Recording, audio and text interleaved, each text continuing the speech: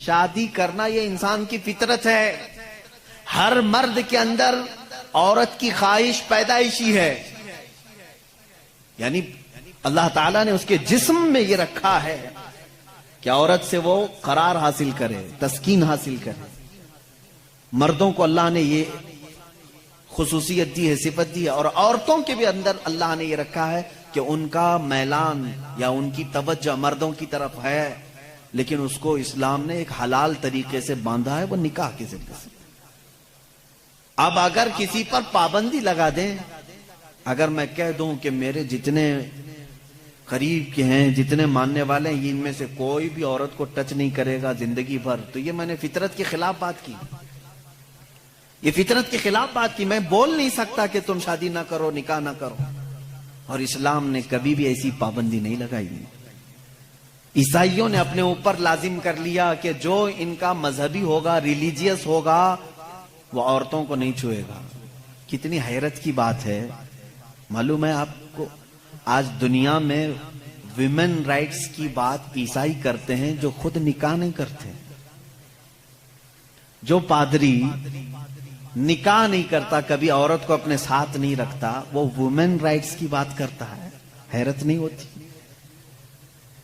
کچھ نن ایسی ہیں جن کو زندگی بھر کے لیے پابندی لگا دی گئی کہ اب تم کسی مرد کی بیوی بن نہیں سکتی. سنیاس لے لیا اس نے، وہ کبھی یہ راستے پر آ نہیں سکتی.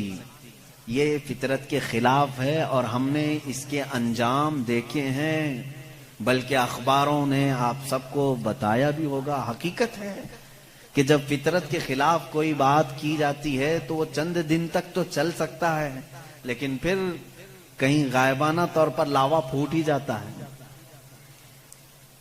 اور اس کا انجام دیکھا ہے کہ کئی چرچ ایسے نکلے جہاں پر راہبوں نے نن اور دوسرے آنے والے بھکتوں کو ہی نہیں بخشا. یہ حالات ہوئے ہیں. اس کی وجہ یہ ہے کہ فطرت کے خلاف یہاں پر حکم دیا، یا انہوں نے خود اپنے آپ کو اس طرح کا کیا. اسی طرح سے بعض دوسرے مذاہب میں بھی سنیاس لینے کے جو طریقے بتائے گئے ہیں، اسلام اس کا قائل نہیں ہے. اسلام معاشرتی مذہب ہے، سب کے ساتھ رہ کر کے جینے والا مذہب ہے. اگر دنیا کو ترک کرنے کا مطلب یہ ہوتا کہ انسانوں میں نہ رہا جائے، تو کبھی رسول کریم صلی اللہ علیہ وسلم مدینے جیسے شہر میں رہتے ہی نہیں، جنگل میں جا کر کے رہتے ہیں، کنارہ کشی اختیار کر لیتے. لیکن اسلام معاشرتی مذہب ہے، یعنی لوگوں کے درمیان رہنے کا مذہب ہے، دین ہے. ہم سنیاس نہیں لیتے. ایک صحابی، 3 صحابہ حضور صلی اللہ تعالی علیہ وسلم کے حجرے کے باہر کھڑے ہو کر کے یہ باتیں کر رہے تھے. حضور صلی اللہ علیہ وسلم رات کو عبادت کے لیے کھڑے ہوتے تو آدھی رات گزر جاتی تھی.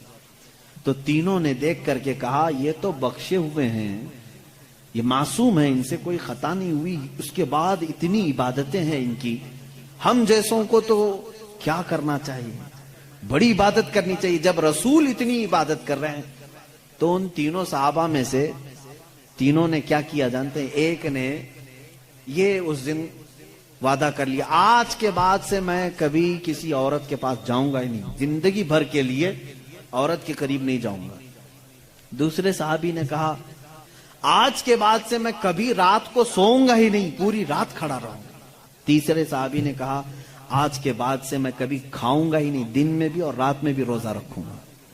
رسول کریم صلی اللہ تعالی علیہ وسلم اندر سے سن رہے تھے، باہر تشریف لائے ہیں، اور میرے آقا صلی اللہ تعالی علیہ وسلم نے پوچھا تم میں سے کون کون ہے جو یہ باتیں کر رہا تھا؟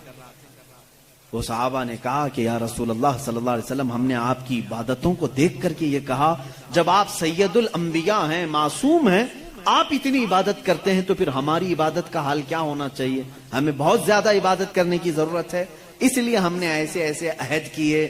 میں نے کہا ہے کہ آج سے میں عورتوں کو چھوؤں گا نہیں، کبھی کسی کے قریب نہیں جاؤں گا، نکاح کر کے بھی نہیں جاؤں گا. دوسرے نے کہا میں نے یہ کہا ہے کہ رات کو سوؤں گا نہیں. تیسرے نے کہا میں نے یہ کہا ہے کہ آج کے بعد سے کبھی کھاؤں گا نہیں. اللہ کے نبی صلی اللہ علیہ وسلم نے فرمایا اسلام یہ نہیں ہے، اسلام یہ نہیں ہے. میری سنت پر اگر عمل کرنا چاہتے ہو تو میں اللہ کی عبادت کا بھی حق ادا کرتا ہوں اور عورتوں کا بھی حق ادا کرتا ہوں. میں نے اپنی رات کو تقسیم کر رکھا ہے، بیویوں کے لیے بھی حق ہے اور اللہ کی عبادت کا بھی حق ہے. اور دوسرے سے کہا تم نے کہا کہ رات کو کبھی سوؤں گا ہی نہیں، یہ بھی ہمارا طریقہ نہیں ہے، تم فطرت کے خلاف بات کر رہے ہو، بیمار ہو سکتے ہو، روزانہ رات پورے نہیں سو رہے. اب یہاں اس پر میں رک کر کے کہوں گا، حضور صلی اللہ علیہ وسلم نے اس صحابی کو منع کیا جو یہ کہہ رہے تھے میں رات بھر عبادت کروں گا. حضور نے فرمایا میری سنت یہ ہے کہ میں تھوڑی رات آرام کرتا ہوں اور تھوڑی رات اپنے رب کی عبادت بھی کرتا ہوں. تمہارے جسم کا بھی تم پر حق ہے، اس کو بھی آرام دو. اور پھر تیسرے صحابی سے کہا میری سنت یہ ہے کہ میں افطاری بھی کرتا ہوں اور سحری بھی کرتا ہوں اور روزہ بھی رکھتا ہوں.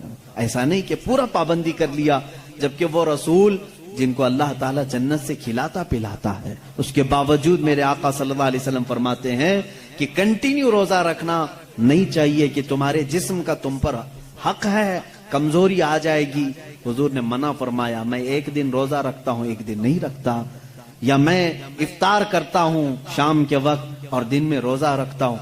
اس کا مطلب یہ ہے میرے عزیزو، اس پوری حدیث کا خلاصہ یہ ہے، اللہ کے نبی صلی اللہ تعالی علیہ وسلم نے جو حکم دیے، اسلام کا خلاصہ یہ ہے کہ اس میں کہیں پر بھی افراط و تفریط نہیں، یعنی بہت تنگی والے حکم بھی نہیں اور بہت ڈھیل بھی نہیں. اسلام درمیانی راستہ ہے، درمیانی راستہ ہے.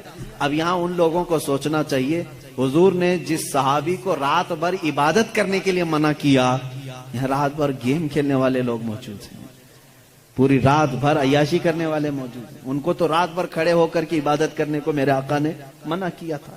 آرام کرو تھوڑی دیر، اپنے جسم کو راحت پہنچاؤ.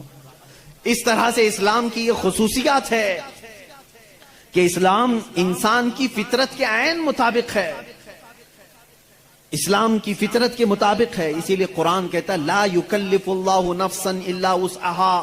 میں آج چیلنج کرتا ہوں، ایک ایسا حکم لا کر کے دکھا دو، ایک ایسا حکم اسلام میں کہ جس میں ایسا لگتا ہو کہ یہ انسان کے لیے بھاری ہے. ایسا نہیں ہونا چاہیے، ایسا نہیں ہونا چاہیے تھا. اسلام نے اپنے ماننے والوں پر یہ پابندی کیوں لگائی؟